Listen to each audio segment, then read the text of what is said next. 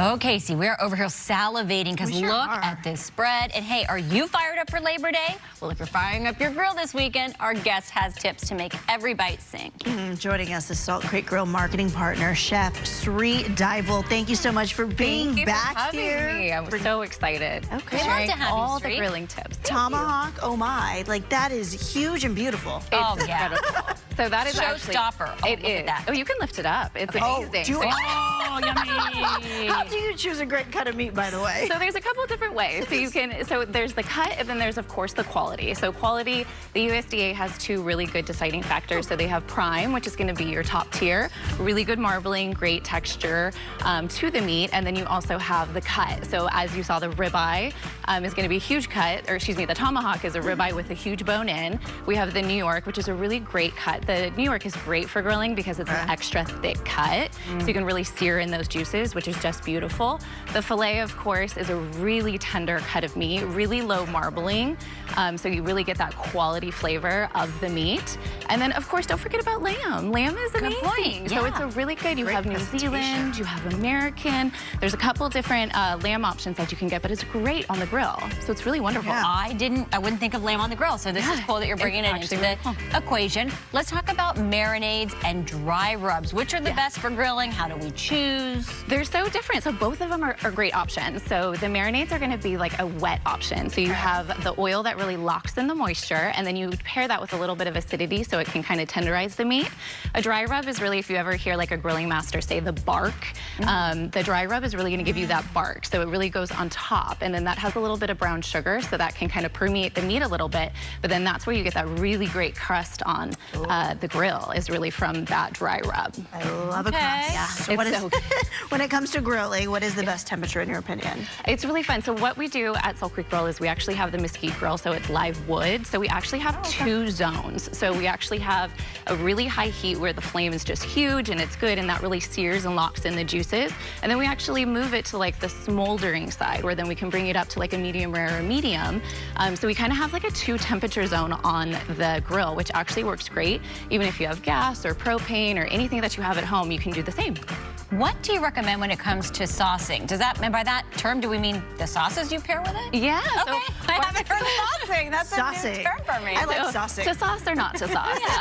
But barbecue sauce, there's so many different flavors when it comes to barbecue. I always like to advise just a little bit, don't go too heavy on the smoke, because you're naturally going to get the smoke that comes from the grill. So I really like to just tell everyone, go a little sweet, go a little spicy. There's so many great selections of barbecue sauce right now. You can go Korean, you can go stubs, you can go sweet, you can go savory. I would just always recommend to kind of stay a little bit away from the overly smoked flavor. Okay, good tip. Wait, can we take a bite of something on our plate? What are we looking at? So we have the ribeye, which is amazing. So that has really great marbling, so you're going to taste a lot of flavor. So the marbling is fat, but fat is flavor. So it's going to melt into the steak.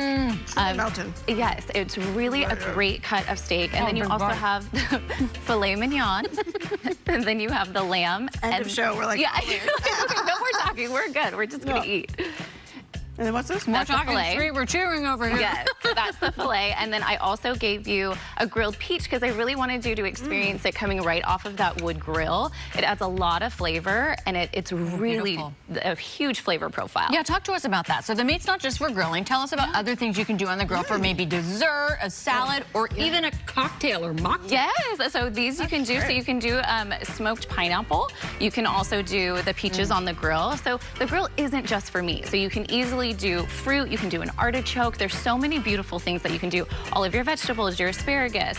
But these mocktails, so we did pineapple, smoked pineapple, and then we juiced it, and then we used a charred pineapple for the garnish, and then the same for the peach. So both of these are mocktails. It's a little early in the morning. Yes.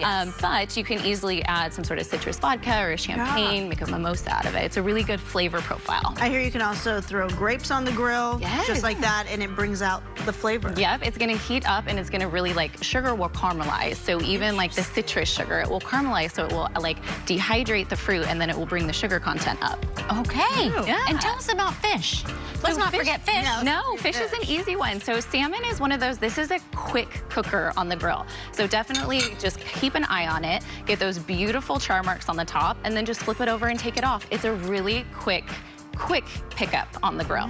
And then the salads, you could do the wedge salad, always with the steak. I love a good classic wedge. I'll take it from here, ladies. You guys are eating. We are chowing down. That's a good sign. It's really good. It's amazing. Really good. Yes. So that's the classic wedge. And then we have the peach salad. And then, of course, our famous butter cake from Salt Creek Grille.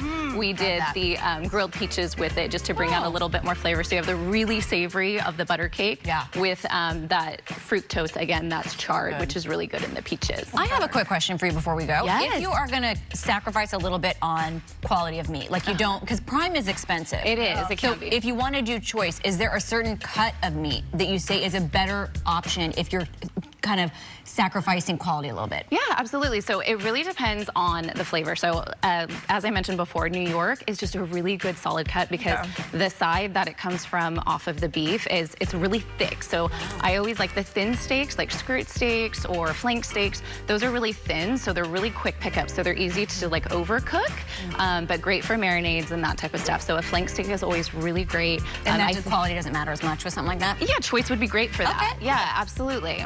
Love flank steak. I know, it's good. Steak, salad, grilled fruit. Come on now, for your own Labor Day meal without all of the prep, head to Salt Creek Grille in Dana Point, or you can always go online at saltcreekgrilleoc.com. Information for you right there on the screen. And look, this, okay, the sign.